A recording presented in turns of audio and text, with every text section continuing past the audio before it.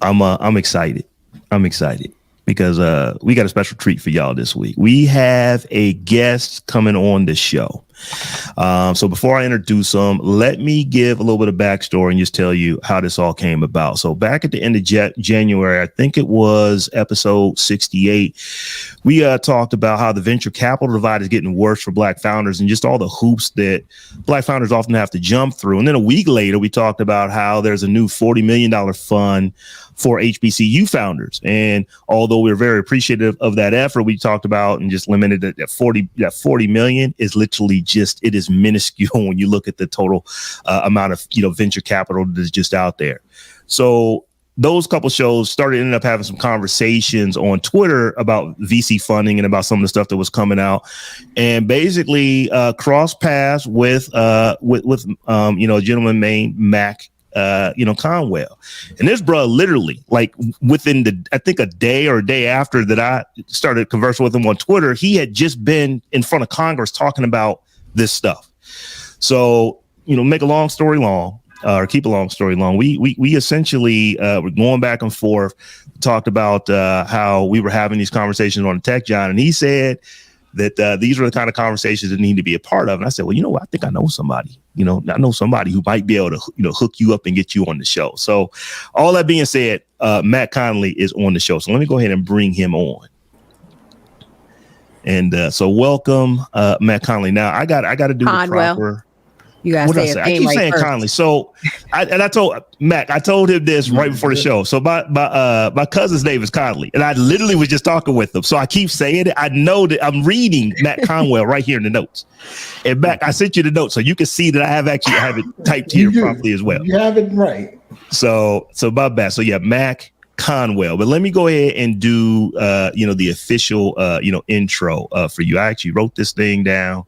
So I won't give, we got to go by your government name here. So we can go with MaKeever, a.k.a. Mac Conwell II, is the founder and managing partner for Baltimore-based RareBreed Ventures, a pre-seed fund aimed at founders working outside of the most known and most cash-rich tech hubs. He attended an HBCU majoring in computer science at Morgan State, was a government contractor for multiple companies, including Northrop Grumman and Booz Allen Hamilton, is a two-time founder with both a successful and a failed exit, and before starting his own fund, spent 4 years at TEDCO, the state of Maryland-backed investment firm, to support their seed stage investments. So Mac Conwell, yes. Welcome to the Tech John. Thank you. I am happy to be here. I was telling y'all, anything named Tech John, I got to be a part of. Like that's my people. That's right. That's right. When did you graduate from Morgan? See, now you asking the wrong question.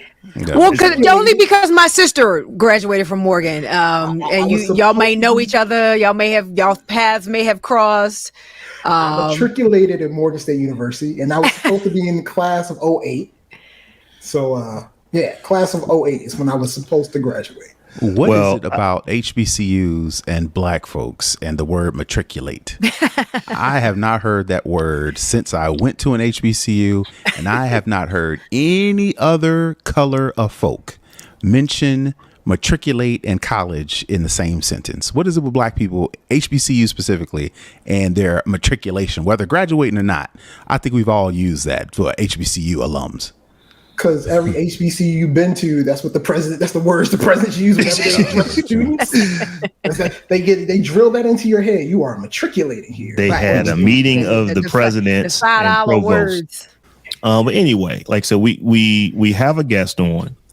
And Matt, we started conversing, as I said, at the beginning of the show in Twitter. And I can't remember if it was the day you were at Congress or maybe the day after you were at Congress is when we really started talking and talked about getting you, on the show. And so I really just wanted to, have a conversation and kind of start there. We're going to dig into your background, but why did you appear in front of Congress to talk about the Improving Capital Allocation for Newcomers Act? And, could you kind of tell us what that is, why you were there, why they had you, what you had to say about it, and how this act of, I believe it was 7 different bills, ultimately that could shift the threshold at which investment firms are considered venture capital firms, why that potentially could be good for Black founders. Yeah, so I guess a year and a half, almost 2 years ago, folks from the Center for American Entrepreneurship reached out to me. And they basically are a group that does a lot of lobbying on behalf of entrepreneurs and venture capitalists on the Hill. And so they would put together these events where they would have us meet with different politicians and their staffs. And it just so happened that the leader of the finance committee for Congress, I got to be a part of a group that got to meet the staff, and the staff reached out to me and asked for me to testify, which is a wild thing in its own right. And what I was there was in support of the ICANN Act, the improving the Proving of Allocations for Newcomers Act, which is an act that basically says so venture capital, and not even venture capital, just investing is a weird world, right? So the way it works today, the rules are you can raise an unlimited amount of money from up to 100 investors, right? But that's it. Once you get to 100 investors, you cannot raise any more money. There is a provision that came in under the Trump administration, so he didn't do everything terrible. Right. Where they changed the rule that said you could raise 10 million or less from up to 250 investors, right? That is actually a rule that helped me a lot when I was raising my fund. Well, this new ICANN Act would basically say you can raise up to 150 million from up to 600 investors, right? And now, why does that matter? First of all, a bunch of these rules are from like the 1940s trying to protect us from another Great Depression. A lot of these rules are antiquated. They don't make any sense anymore, but it is what it is, right? When we talk about being able to have these investors in your fund, understand how this works, right? So if I'm a VC and I'm raising a $50 million fund, which to be clear is a very small fund, right? Compared to raising a $50 million fund, you can only have 100 investors. That includes yourself. So really it's 99. So that means my minimum check for you to make an investment into this asset class now is $500,000. We ain't got it like that. Like, right. who you know? And so then it limits the type of people and organizations you can raise from. Right. Right. So you take me. My first fund, I raised 10 million. The majority of that was raised off of Twitter. I have 194 investors in RareBreed. Of those, 162 put in 50K or less. And a lot of those are folks that look like me and folks who had never invested in the fund before because they couldn't afford to. Right. Mm-hmm. Right. I told people, hey, you can put in $25,000 into my fund and you can split that up over 2 years. Well, if you're in order to invest into my fund, you had to be an accredited investor. Mm-hmm. That means you've made more than $200,000 a year for the last 2 years, or you have more than $1 million worth of assets, not including your personal residence. And it goes up if you file as married. I think it goes $300,000 or something like that. Yes, it's $300,000. If you file as married, it's $300,000. The dollar amount for your net worth stays about the same. Mm-hmm. But the thing is, even if you meet that threshold, that doesn't mean you got 200,000 sitting around. Because soon as I put the money in, I'm not an accredited investor anymore. Yeah, you can't touch that money for 10 years. Right. This is really illiquid. But if I tell you, hey, you put in 25K, well, you could be an executive at Verizon and be like, I could do that. Right. And so by increasing the number of folks who can get into this, you actually end up increasing the access. Mm-hmm. Right. But there's pushback because they would say, well, if you increase that, that's really predatory because people are going to, reach out to folks and give them this story. Of course they are. They're going to give them all these returns. Well, okay. There's risk there, but in general, and this is how people evaluate venture funds, right? In general, a mediocre investment, a VC firm is going to outperform the S&P 500 over a 10-year span. Okay. Like that is just a fact, right? So even if you get with somebody who's actually kind of bad at this, you still got a better chance of doing better than when you do an S&P 500. Wall Street. The other thing is, the only other option you have is if you can't invest in a venture fund, then that means you can invest in companies directly yourself. Mm-hmm. But then the chances of that company going to zero is so much higher. At least with a venture firm, even if they do bad, you're going to get something back. Right. Mm-hmm. Right. And they're diversified. And it's completely diversified. And also, let's say you do have the ability to write a 500K check, but you only write one. Well, if there's more people that can invest in a fund, you can now take that 500K, split it 50K into 10 funds. That's just a more prudent strategy for your money. But, you know, I was just up there advocating for that because, like, look, I got 162 investors in my fund 1 that will not be able to invest in my fund 2. And if you ask me, that don't feel good, especially Black folks who are like, yeah, I don't know a whole lot about what you're doing. I respect what you're doing. I think you're smart. I want to invest with you. I want to do good by those folks for the rest of their lives. Right. And the government's telling me I can't. Right. Yeah. And so where are we with that effort right now? There's a lot of discussions. There's a lot of meetings. And, of course there is. And meetings on meetings. Everything's so left or right that, like, bipartisanship is really, really hard. And even though, according to the story, William Timmons is a Republican from South Carolina, introduced it in 2021. There's bipartisanship issues. You would think that this sounds like something a liberal or Democrat would fire up, but the fact that they've got Republicans, according to the story. These bills are only Republican led. They do not have any Democratic support. That's crazy. I will tell you that there were individuals on the opposite side of the aisle who told me that these were predatory and should never happen.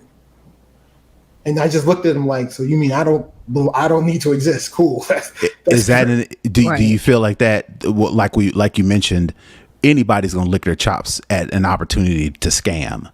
Do you feel like the Democrats, the people you talk to, that categorize this as predatory, is that their excuse, or have do they really have legitimate thoughts or questions about this, or is that just they're out? That they're just out because they look at me like, well, you're different. Just because you're the good one doesn't mean everybody's going to be good. That's a cop out, because I mean, I could see if you legitimately felt like this was going to open up some floodgates, but number one, you're only increasing the number of investors to 600. You're not opening it to an unlimited amount of people, which would make a better argument for why we shouldn't do it. 600 people ain't really, you know what I mean, gonna turn into a Madoff type of situation, you know, behind some venture capital. So yeah, that's disappointing to hear that there were no Democrats supporting it. I do just want to just real quick on a sidebar, if you guys have not listen to Mac's testimony, I think it's on YouTube. There are a bunch of different links you can go to check it out. I did watch all of it, and I just want to, say thank you for shouting out the sister you mentioned at the beginning, Shauna Step-Jones, and who I believe she's doing She's creating a tumble dryer that can dry a wig or hair. Yeah. Right. I'm trying to get the name of it. Spundle. Meetspundle.com. Spundle. Yes. And so, it was just very compelling, the idea that this sister was getting ready to be a surrogate, and, in order to raise money for this thing. And it just struck me because, there was a time, and this may be TMI and is not tech related at all, but there was a time when I, wanted to pay some debt off myself and thought about donating eggs. And it's just like, are we really at a point in our community where these type of drastic ass measures need to be taken because we're not getting the kind of support we need from, from other people in your space that don't look like you? I mean, this is absolutely crazy. I will say that Shauna is my North Star. She's the reason why I started my venture fund. Like, I didn't get into this to have a venture fund, but when there was a woman who I was trying to support and I still couldn't get her help, and she calls me and tells me she's going to raise money by becoming a surrogate mother, she gave birth to twins to get that money. Damn. So she can start building her prototype. That's crazy. Like, I just couldn't sit back, and I told myself I had to start my own thing because I could never be in the position where I saw an amazing founder and somebody else could tell me no. Right. Like, nobody can ever tell me no again. Yeah, Matt, one of the things that I really appreciated and liked what you said about that was that she was trying to get funding, but the VCs that she was talking to, they didn't really understand the problem. And you hear the problem and it's like, oh, that's a brilliant idea. And you will make a lot of money if you can get the money you need to make the money. Like I don't want to, editorialize too much and put words in your mouth, but that's what it was. It's like a lot of times, Black investors invest in Black companies because they simply understand what Black founders are doing. It makes sense for something like, like a wig dryer. Like we all understand why that is immensely important and heck, that's a heck of an idea right there. We all brilliant. Get that. I mean, I went to her website and saw the video of it. I was like, I don't even wear bundles, but that is brilliant. I know that's a genius idea. Absolutely. Maybe low down people who are creating the bundles are like, nah, we want you to come back. We need you to re-up. We don't need you to recycle your bundles and wash them. Now we need you to re-up. This has been rewashing bundles since bundles existed. Like that's not even a thing. Yeah. We gonna do that regardless. I was trying to come up with a conspiracy theory. So Mac, you didn't start off as a VC. I mean, you did some things before. As we said, you were, when you were at Morgan State, you were a computer science major. You ended up working for a couple of consultants, big consulting firms. And, you've got a varied background. But one of the things that really stood out to me is that you actually are not just a VC. You yourself were a founder twice. You had one failed venture. You had one successful venture. Why don't you tell us about just how you actually got into the world of I'm going to start a company to make it better for the world? So I always had like an entrepreneurial spirit because like my father was one of those like militant Black people who was always trying to teach you something. And so like when I was a kid, I'll never forget this. I told my dad I wanted to be a rapper. And he looked at me, he's like, that's cool. But do you know who signs those rappers' checks? Mm-hmm. I was like, oh, what you talking about? He made me go to the library and get some books and learn about record labels and help me understand like the person who signs the rapper's check makes a lot more money than the rapper. Mm-hmm. Mm-hmm. And so like, I've never forgotten that. But then also, so like, there's this crazy thing that happened. So I'm at Morgan studying computer science and I get an internship or I get a co-op with the National Security Agency. It's like, it's the weirdest thing in the world, right? So I get top secret clearance, whatever, and I'm part of the student program. So it's like 300 students in that program. 30 of us are Black. So you know who I'm hanging out with, right? And these 30 Black individuals become my core group of friends in my early 20s. Now, all of them either went to a HBCU or Ivy League, because that's the only place they know how to get Black people from, right? And in that group, there was a gentleman by the name of Patrick Jackson. He's the CTO of a VPN company, Disconnect, out of San Francisco now. And he was obsessed with being the Black Mark Zuckerberg, right? Like for context, the iPhone comes out in 2007. He builds his first iPhone app in 2008. Mm-hmm. Like as soon as the store comes open, right? And he was and I should say that Patrick was a Howard grad. So like he's always pushing Howard orders, right? But like he wanted to do that. Like I learned how to code in PHP and MySQL because that's what Facebook was built in, and he wouldn't shut up about it, right? Well, he was also the first dude I knew who quit his job and moved to San Francisco because some guys who used to work at Google gave him some money. Like we didn't even have the language for what that was at the time. Right. But what we recognized was like, oh, he's a builder like me. Like, oh, we can do that. And so then me and a couple of my friends got together and we would start meeting regularly, trying to come up with ideas, and eventually decided, to start our first company, not even recognizing it was a company. We were trying to build a website that would make money while we slept. Like that's the goal. But we didn't realize, like, oh no, you're starting a business. There's a whole bunch of other stuff you have to do, not just build it. So that was like the beginning of the journey and like how I got started. Nice. So talk a little bit about Twitter kind of as this information and networking engine, because it sounds like, a lot of what you were able to do was because you grew your following there and could do the outreach and 1,100 meetings in 90 days and all. I mean, you was wilding back then, but you was on your grind. I respect the hustle, definitely. But talk about the idea of Twitter as kind of this networking engine and this information engine that you were able to leverage to do what you needed to do. Twitter was an accident. It's a complete another accident. Like it wasn't strategy.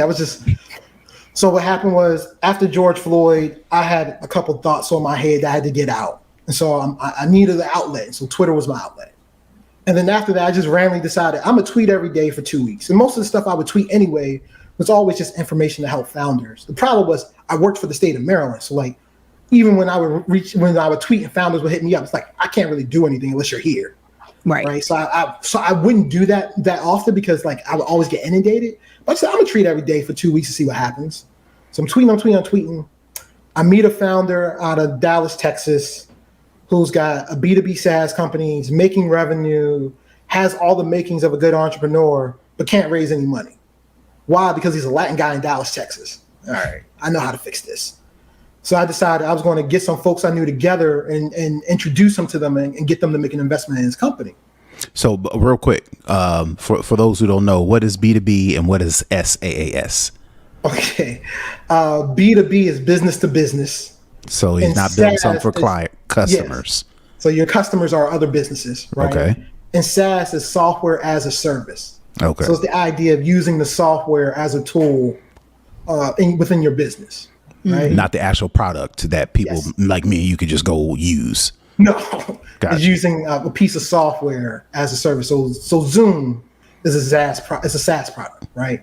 StreamYard is a SaaS product, right? Okay. And so I'm telling this to some of the folks I know, some of my advisors, and one of my advisors was like, "Yo, Matt, you know, I love this company, but I don't want to invest in this company. I want to invest in every company you ever find. So here's $250. Go raise that fund you've been talking about." And I'm like, "Yo, COVID, protests in the streets, world's kind of crazy. I don't know about that." He's like, "Well, if you want this money, here's what you're going to do." So after about 10 minutes of him just telling me like, this is what I was going to do, I decided that's what I was going to do. But then I look up and I start going through my network, and my network got me to about 400,000 in potential commitments. And my goal is 10 million. And I recognized really quickly, I didn't have a network of LPs. I didn't have a network of limited partners. Limited partners are the individuals who invest in venture funds. Mm-hmm. These are like very wealthy folks and institutions. And so I'm like, and those are the people that have to have that $250,000 net, annual income and network and all that. Up to 600. Okay. Yeah. Yes. So like, I'm like, okay, I clearly don't know enough of these people. I've been spending so much time with my head down, trying to become a good investor. I never learned how to raise a fund. But the odd thing was I was still tweeting regularly, and like my following was growing, right? Because like when I started this, I had like 2,500 followers, right, in June of 2020. But as I'm doing this, I'm noticing my following is growing, and I'm noticing that more and more VCs are following me. So I'm just like, all right, I see these VCs, they follow me. Well, I need to learn how to do this. So I just started seeing, I would check my followers every day. And if I saw a new follower who was an investor, I would send them a DM, telling them a little bit about myself and asking them if they were willing to take a meeting. Mm-hmm. So soon my calendar started to fill up. And within my first 20 meetings, I meet this amazing woman by the name of Elizabeth Yin. She's a general partner, or she runs a fund called Hustle Fund. And so in our first 30-minute meeting, she asked me like, so what's the minimum you're going to allow people to invest in your fund? I'm like, well, I can have up to 250. So my initial minimum is going to be 10,000. She's like, I can do that. And I was like, what? She's like, yeah, I think I can do that. I'm in. So you clearly did not ask for enough money. If she agreed, that's one lesson I learned. If they agree too quick, you ain't asked for enough. and in my second question, to piggyback along that, does this coincide with the George Floyd? Because you mentioned that, does this coincide with we need to do something because we want to be allies post George Floyd? Summer of diversity, equity, and inclusion, to where you feel like maybe some of these people were being extra woke. Yeah. So I will say for Elizabeth, no, like that's just who she is, right? Okay. If you ask me about some of my other LPs, I was raising money post George Floyd when it was real good to be Black person raising money. So I'll say that, right? Like right. I will 100% say that. But after, I had the meeting with Elizabeth, I was like, all right, this is my strategy. The more I tweet, the more meetings I get, maybe the more money I get. And that's how I have 1,128 meetings in 90 days. The soft circle, the first. That's nuts, man. That is hustle squared, cubed even. I mean, that is ridiculous. It's called desperation. So I'm glad you mentioned the soft circle, because I was reading the Technically article about your journey, and it talked about the idea that in December of 2020 you had to get strategic to close these soft circle deals because you had all of these promises, but promises is like opinions, which is like assholes. You know what I mean? Everybody got one of them. But it mentioned you had to get strategic to close those deals. What did that mean? What did that entail? So typically when you raise a fund, you have one big closing where everybody sends their money on one date, or you have like 3 or 4 closings, right? I'm a weirdo, so I'm trying to break every rule there is. So I was doing a close every 3 weeks. So like as soon as somebody committed, give me your money. That's right. The problem was, because I did it so often, there was no like date for people to look out for. Right. And everybody's like looking for a date. And I'm like, all of y'all said, and the thing was, sipping your money, that'll be your date. Right. when the check clears, that's the date. Yes. So everybody's like telling me they're going to do it, but nobody was signing the paperwork. And so what I did was, it was like, so I'm doing all this. I quit my job at the end of August. I'm doing this in earnest in September. This is August 2020? 2020. Okay. So you got September, October. I got to November, like the week before Thanksgiving, and ain't nobody signed nothing. But I was supposedly already had, like, at this point, like 4 or 5 million in commitments. And I'm like, okay, I need to figure this out. And I'm like, okay, I understand e-commerce, so I'm gonna just run this like an e-commerce brand. We're gonna do an email marketing campaign. And so what I did was, for the last week of November and the first 2 weeks of December, every Tuesday and Thursday, I sent out an email telling the story of one of the companies I wanted to invest in. Okay. And then I created an arbitrary date for the end of the year. And like every time I would send out one of those stories, I would always get some people be like, yo, that's so dope. I love this company. I'm in. And I get a few trickles of people signing, Got to January 3rd of 2021, and 1.3 million hit the bank account. I was like, all right, it's go time. I was like, even if I don't raise another dime, this RareBreed is here. Right. And it just, I started going it like that. And so like that was like, so whenever I got into a law in my fundraising strategy, I would do these email marketing campaigns, and people always gravitate to 1 or 2 of those stories and be like, I love that. I want to be a part of that. I'm in. It's like, it's like a whole strategy. Like they're all together. It doesn't matter. If you like that one, I'm with you. And see, I love that you said that, because 2 things that stood out to me in that, email marketing, which I think people dismiss as being old school, and storytelling, and that really is what makes, or what can make, a very, very successful business. And then you have to kind of rely on some of those tried and true, and not old school, tried and true techniques that actually work. But you also got to be telling a good story. So I'm glad you said that, because I think our listeners really need to hear that. I needed to hear that, because I need to get back to some basics with some email stuff, in a little bit. But yeah, like you ain't necessarily got to be out here reinventing the wheel and coming up with these crazy innovations on how to get that bag, when people have been getting the bag with email marketing for decades now. Yeah. So, why not use what works and what's already available and easy to do if you know how to tell a good story? So my question is, at this time, you're starting to get money, you're starting to get feedback, you're starting to get positive feedback. You mentioned that you quit your job.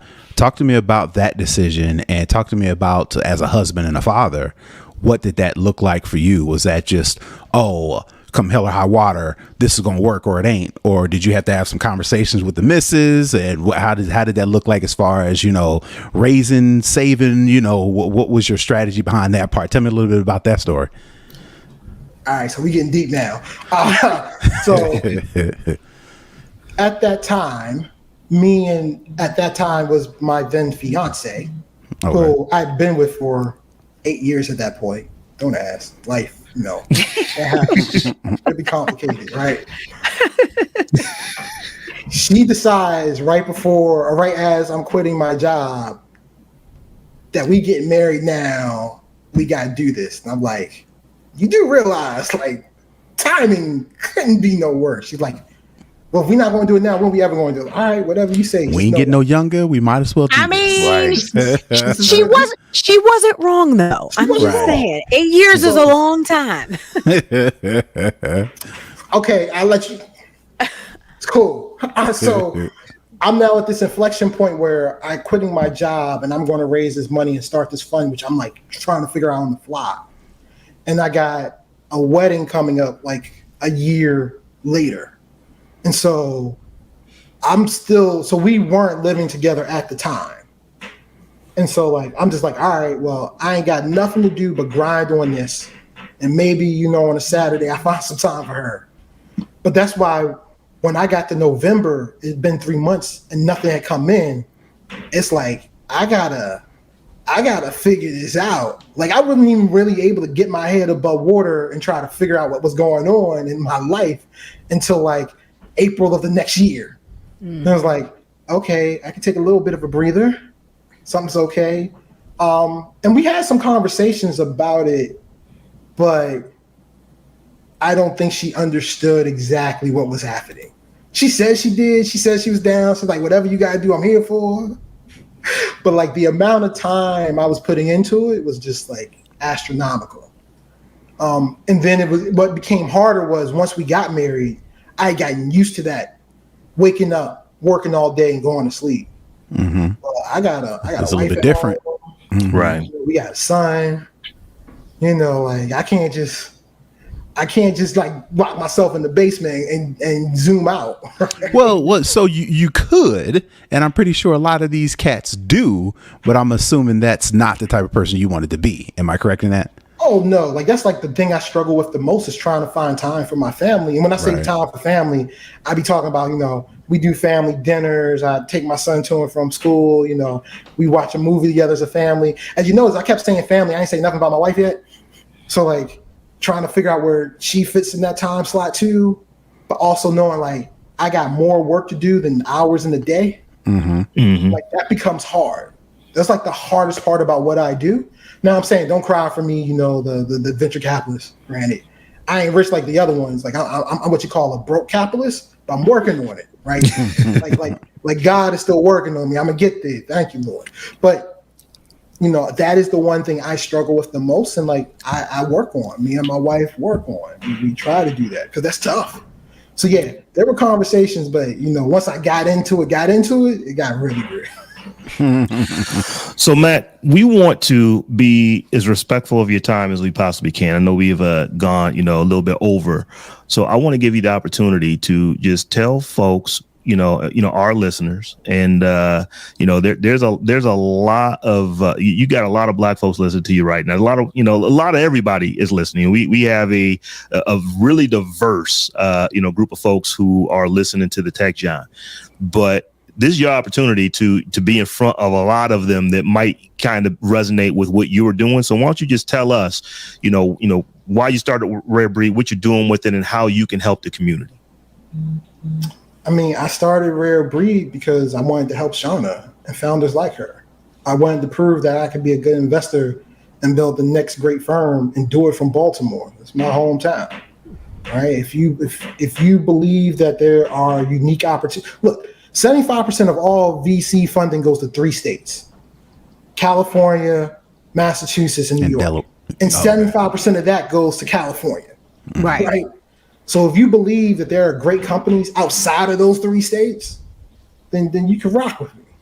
Right? That's what I'm here for. Right? Like I got 2 amazing young Black women out of St. Louis who got a company called Rebundle.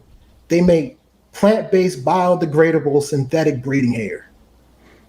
Bundles made out of banana leaf fibers, y'all. I've heard of that company. Yeah, we've heard about it. Yeah, I've heard. You mentioned it, Stephanie, on the show. I think I did. Yeah, like a while ago. That's right. One of your. That's I'm in their your very portfolio? first investor. Wow! Look at that! Look at the full circle moment right now. Such a small world. I love it. And like I do a bunch of like other stuff too. Like I invest in everybody. I don't just invest in Black and brown founders. I invest in all founders because I like money. Like I'm still a capitalist at the end of the day, but there's a lot of Black and brown folks who know how to make money, and I'm gonna make money with them, right? So if you down for that, you can get down with what we're doing at RareBreed. You can find me on Twitter at Conwell. If you go to rarebreed.vc, that's our website.